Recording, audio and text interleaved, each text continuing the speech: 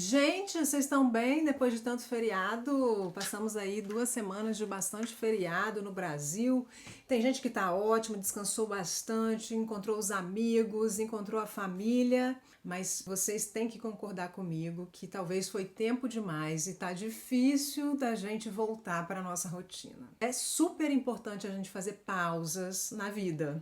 Feriados servem para isso, finais de semana servem para isso. Às vezes até um café ao longo da nossa rotina programado ali também serve para isso. A gente vai chamar isso de downtime mental. E é um momento que a gente vai ter assim para descansar um pouco o cérebro, pensar mais de forma ampla na vida. E a gente precisa dessas pausas programadas para ter bem-estar mental.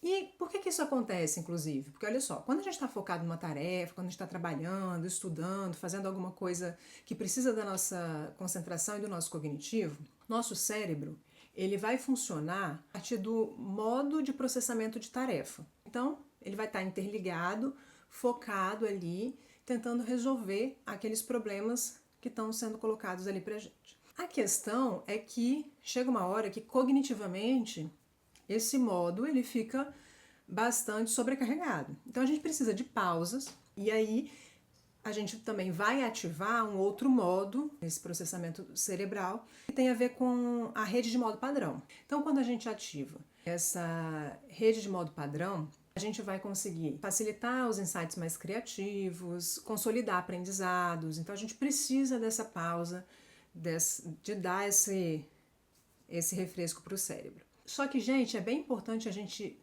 diferenciar essas pausas organizadas do que uma fuga improdutiva que a gente vive na procrastinação, e a gente vive sem uma tarefa rotineira, né? Sem conseguir organizar a nossa rotina. Por quê? Porque provavelmente esses momentos que a gente não consegue organizar a rotina, que a gente não consegue se focar mesmo em fazer uma tarefa, a gente vai ter um sentimento muito mais de improdutividade do que o que a gente precisa ali nessas pausas programadas de criatividade, de consolidação de conhecimento. Então, inclusive, né, algumas pessoas têm o sentimento de que seria maravilhoso morar nas férias.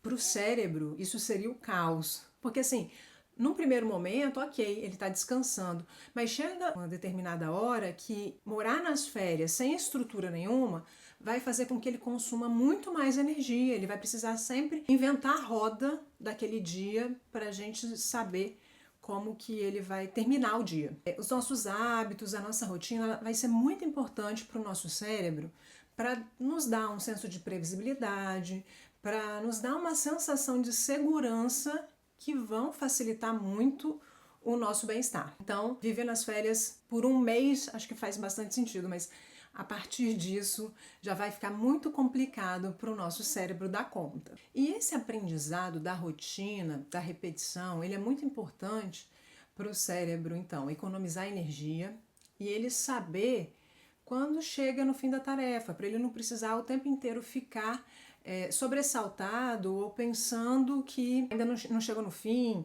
ou em alerta. E precisa dessa previsibilidade. Isso ajuda para que a gente consiga completar as nossas tarefas acadêmicas, nossas tarefas sociais, nossos encontros sociais, nossas tarefas laborais. Então essa previsibilidade ela vai diminuir a sobrecarga cognitiva e a gente vai conseguir fazer essa rotina da nossa vida de uma forma muito mais leve, habitual e fluida. O cérebro vai funcionar com essa previsibilidade. Lembrando, em termos de estrutura, ele vai saindo aqui do córtex pré-frontal, que é aquele córtex que precisa estar o tempo inteiro ativado quando a gente vai aprender alguma coisa, quando a gente precisa lidar com os nossos impulsos, e ele vai mais lá para os gânglios da base, para estruturas que trabalham mais com essa coisa do hábito, da rotina, de que vai precisar fazer sempre igual e promover uma habituação no nosso cérebro.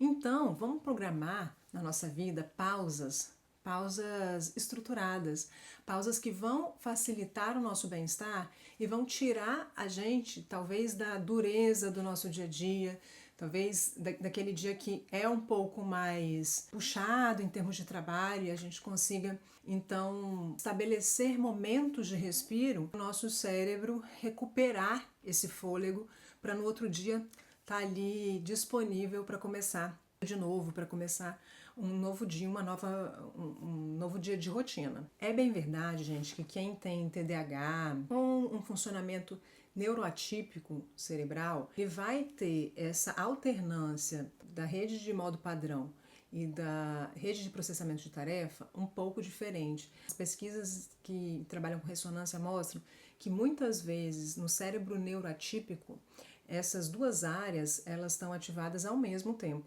Então, por isso que é tão difícil para uma pessoa que tem um transtorno de atenção ou então algum outro transtorno que tem o transtorno de atenção como comorbidade, de manter o foco naquela tarefa, de manter a atenção, ou então, em contrapartida, mergulha de uma forma muito intensa na tarefa e não consegue ativar essa rede de modo padrão. Mas isso são cenas dos próximos capítulos. Hoje a gente está falando mais esse funcionamento típico neuronal. E as pessoas que têm esse funcionamento atípico, elas vão precisar de outros recursos também, além da terapia, mas também medicamento, né, a organização de exercício físico, essas coisas todas para dar conta desse cérebro que funciona um pouquinho diferente.